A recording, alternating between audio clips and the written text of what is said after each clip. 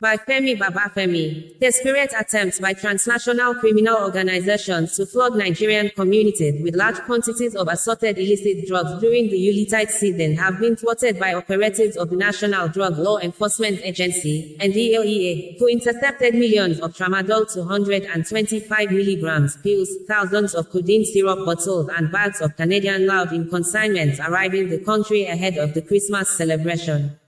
At the Murtala Mohammed International Airport, MMIA, Ikeja, Lagos, all trips employed by the drug syndicates to smuggle into the country 7,500,000 pills of tramadol 225 milligrams through the narco import shed of the airport were frustrated by NDLEA officers with the cooperation of men of the Nigeria Customs and other stakeholders. The consignment, which was taken into custody on Friday the 22nd of December, came on board Turkish Airlines with no country of manufacture or origin.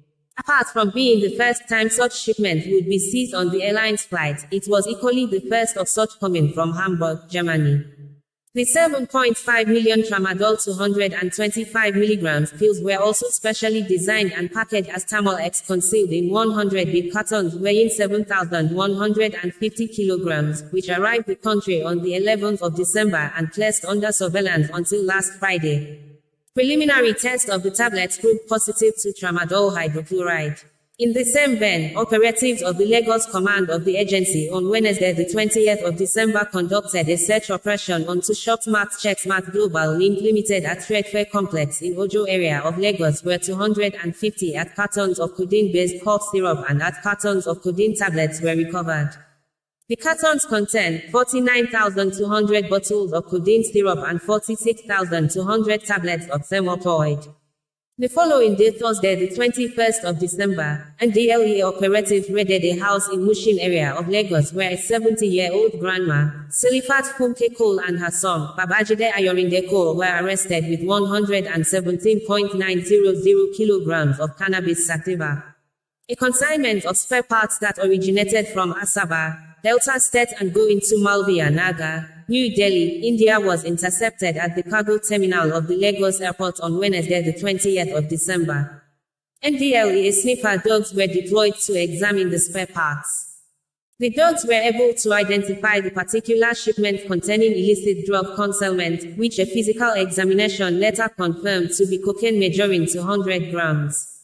Not less than 70 parcels of Canadian loud, a strong strain of cannabis, with a gross weight of 35 kilograms, were seized by operatives of the Tinkan command of NDLEA from a container, marked $4,993,525 coming from Toronto via Montreal, Canada. The container contained 4 used vehicles, including a Honda CRV 2006 model, where bags of the psychoactive substance were concealed. In the FCT Abuja, NDLEA operatives on Monday the 18th of December intercepted a Webil consignment of 25,000 pills of tramadol, while their counterparts in Anambra arrested 2 suspects at Onitsha Head Bridge. Ejiro Emmanuel was driving a bus marked F31 XB conveying 61,100 tramadol capsules, 1,025 bottles of codeine, 1,350 tablets of Rohypnol and 46 grams of designer drug, while Daniel Ubioyo was caught in a bus marked SAP 540 YK conveying 55,950 tramadol capsules, 3,117 bottles of codeine, 1,530 tablets of Swinol and 1,350 tablets of Rohypnol. Operatives in Delta State on Monday the 18th of December in a joint operation with the military raided the home of a drug kingpin, Shukuma Stephen Enerico at Okanaro Street, Abbey Town, where bags of cannabis weighing 353 kilograms were recovered. Same day, NDLEA operatives in Enugu recovered bags of cannabis sativa weighing 435.1 kilograms in a warehouse located at Trans Ekulu, Enugu East local government area. In Edo State, 5 persons dressed in NDLEA operational jackets were arrested with a fabricated gun and pistol cap from Wood following intelligence that they were impersonating as officers of the agency and conducting illegal operations. The suspects include Sebastian Eshekayame, 22, Raymond Otaro, 20 at Emmanuel Wisdom, 23, Solomon Edogame, 27, and Bonaventure Ogibuai, 22. While some others in NDLEA jackets escaped, a bottle of codeine-based syrup was found with those arrested. The commands across the country balance their drug supply reduction operations with war against drug abuse, WADA, advocacy campaigns to schools, markets, worship centers, and communities. Some of these include WADA sensitization lecture at Ikuduru local government area, Imo, WADA advocacy visit to Fuji Music Maestro, Alhaji Wasi Ayinde Marshal, Ogun State, WADA advocacy visit to Kwara First Lady and Chairperson Nigeria Governors Wives Forum, Prof. Olukolek Abdulrazak, Ilorin, WADA sensitization lecture to members of Jamaatul Fitayanu Islam at Aliyu Mustapha College, Yola, and WADA advocacy visit to the Oba of Lagos, His Royal Majesty, Oba Rilwan Babatunde Aremu Akeolu. While commending the efforts of the officers and men of MMIA, Lagos, Edo, Anambra, Enugu, Delta, FCT and Tinkan commands of the agency as well as the K9 unit for jobs well done in the past week, Chairman, Chief Executive Officer of NDLEA, Brigadier General Mohammed Buba Marwa, retired, urged them and their compatriots across the country to remain vigilant and get ready for the next phase of operations in the new year. Views exclusive rights, Femi Babafemi. Director, Media and Advocacy, NDLEA Headquarters Abuja, Sunday the 24th of December 2023.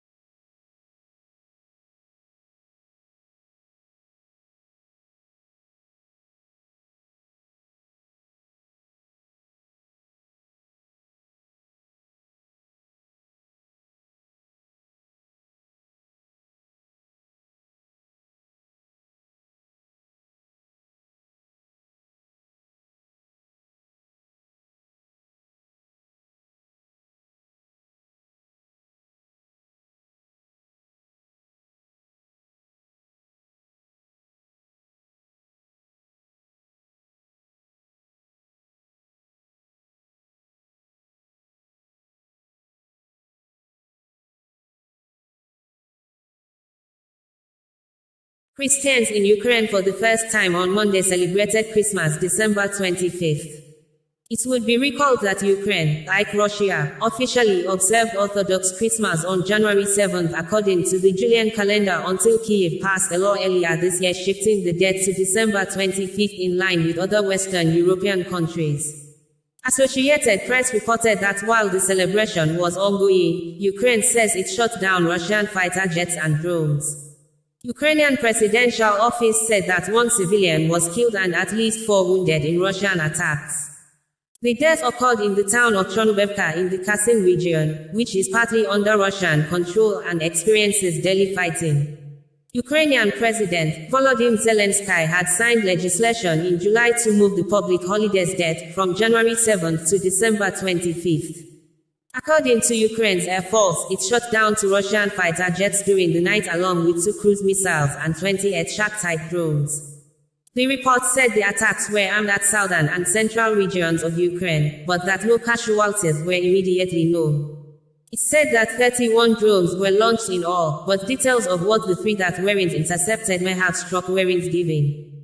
Media reports indicated that Ukraine is predominantly Orthodox Christian, but the faith is divided between 2 churches, one of which had long affiliation with the Russian Orthodox Church. The Orthodox Church of Ukraine, which didn't recognize the authority of the Russian Church and had been regarded as schismatic, was granted full recognition in 2018 by the Ecumenical Patriarch of Constantinople, Orthodoxy's top authority. The Ukrainian Orthodox Church, which was a branch of the Russian Church, announced in 2022 after the start of the Russia-Ukraine war that it was breaking ties with Moscow and considered itself autonomous. However, its parishes continue to follow the same liturgical calendar as the Russian Church and will observe Christmas on January 7th, according to media reports.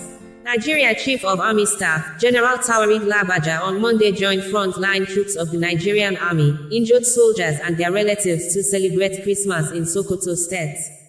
News release made available by the Army spokesperson, Major General Onyema Nwachukwu, indicated that, during the Christmas celebration, the Chief of Army Staff, COS, Lieutenant General Taoreed Lagbaja assured troops of the Nigerian Army that the entire nation stands with them in the fight to defeat the nation's adversaries to restore peace and stability in the country.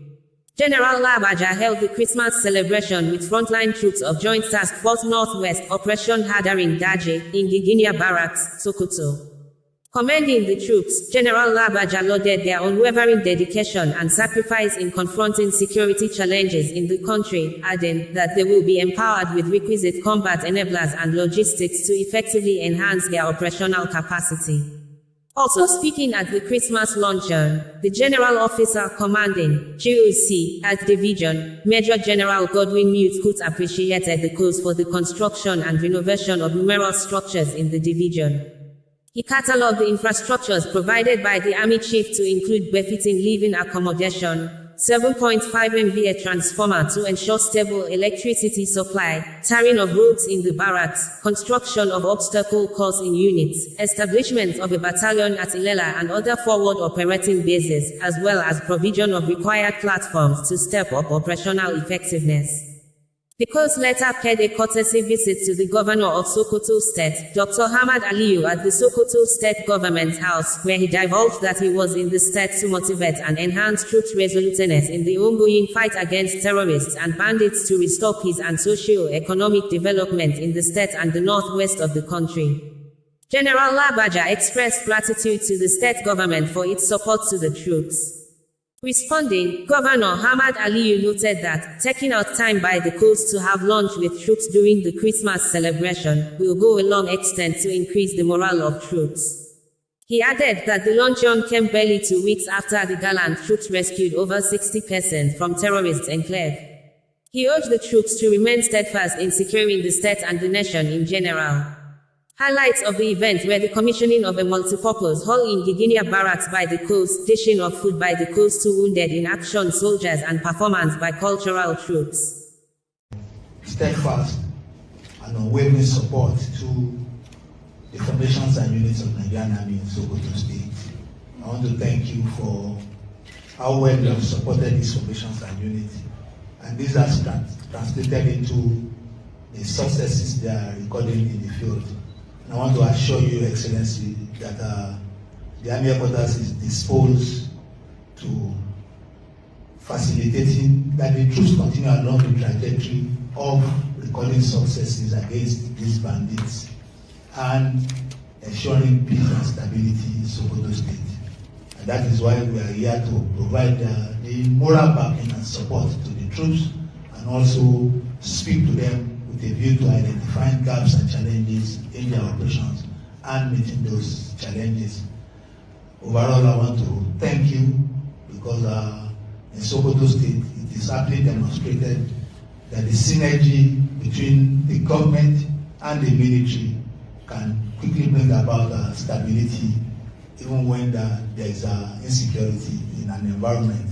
And this, the governor has led the government of Sokoto State to provide immeasurable support to our troops, which has translated to success. So I want to thank you, Your Excellency. I want to assure you that the troops will continue to do their utmost best. The Army Headquarters will continue to provide support to them to ensure that they meet the expectations and the yearnings of the people. Thank you very much, Your Excellency. For the first time after many years, Bethlehem, well known as Christmas City, on Monday was deserted with the usual extravagant musical festivities and decorations due to the ongoing Israel-Hamas war that have left thousands dead since the war began on October 7, 2023. Some international media reported that some churches hosted a subdued mass on Christmas Day at the mostly Palestinian population town in the West Bank who are mourning those killed as war in Gaza rages on. Reuters captured a Palestinian artist who showed an installation of a baby Jesus figurine inside an incubator in front of Bethlehem's Church of the Nativity, as the suffering of Gazans amid the Israel-Hamas war cast a pall over Christmas. It was also gathered that there was no musical festivity, no tree lighting ceremony, no extravagant decoration that normally bedeck the West Bank city of Bethlehem at Christmas. And, as the war in Gaza raged, the city appeared in mourning. In previous years, Bethlehem would be bustling with vibrant decorations and joyful carolers. This year, amid the Israel-Hamas war, the town is eerily quiet, CBS News reported. Bethlehem is normally at its busiest at Christmas, but this year war has scared away tourists and pilgrims from the Palestinian town in the Israeli-occupied West Bank, leaving hotels, restaurants and souvenir shops deserted, says Reuters. Business Insider Media also reported that Bethlehem's economy depends on Christmas tourists. But officials in Jesus' traditional birthplace are foregoing celebrations due to the Israel-Hamas war. Ghost town, as many hotels recorded little or no patronage during the Christmas season in Bethlehem. According to CNN, this Christmas, a sense of misery has fallen upon the city revered by Christians as the birthplace of Jesus Christ. International news agency, Reuters, had reported that Christian clergy cancelled celebrations in Bethlehem, the Israeli-occupied Palestinian West Bank city where Christian traditions. Reuters report reads verbatim below: Palestinian Christians held a candle-lit Christmas vigil in Bethlehem with hymns and prayers for peace in Gaza. There was no large tree, the usual centerpiece of Bethlehem's Christmas observances. Nativity figurines in churches were placed among rubble and barbed wire in solidarity with the people of Gaza. In Gaza, Hamas and smaller militant Al Islamic Jihad, both sworn to Israel's destruction, are believed to be holding more than 100 hostages from among 240 they captured during their October 7th rampage through Israeli towns, when they killed 1,200 people. Since then, Israel has led much of the narrow strip to west. Nearly 20,700 Gazans have been killed, including 250 in the last 24 hours, as December 25, according to authorities in Hamas-ruled Gaza. The vast majority of Gaza's 2.3 million population have been driven from their homes, and the United Nations says humanitarian conditions are catastrophic. The Israeli military said on Monday 2 of its soldiers had died in the last day, bringing to 150 at the number killed since ground operations began on October 20th. Separately, 3 security sources said an Israeli airstrike outside the Syrian capital Damascus on Monday killed a senior advisor in Iran's Revolutionary Guards. The sources told Reuters the advisor, known as Sayed Razi Mossavi, was responsible for coordinating the military alliance between Syria and Iran, which supports Hamas in Gaza. The Revolutionary Guards, in a statement read on Iranian state television, said Israel will pay for this crime. On Saturday, Israel's military chief of staff said his forces had largely achieved operational control in the north of Gaza and would expand operations further in the south. But residents say fighting has only intensified in northern districts. Diplomatic efforts, mediated by Egypt and Qatar, on a new truce to free the remaining hostages held in Gaza have yielded little public progress. Hamas and the allied Islamic Jihad have rejected an Egyptian proposal, made in Cairo talks, that they relinquish power in the Gaza Strip in return for a permanent ceasefire, so Egyptian security sources told Reuters on Monday.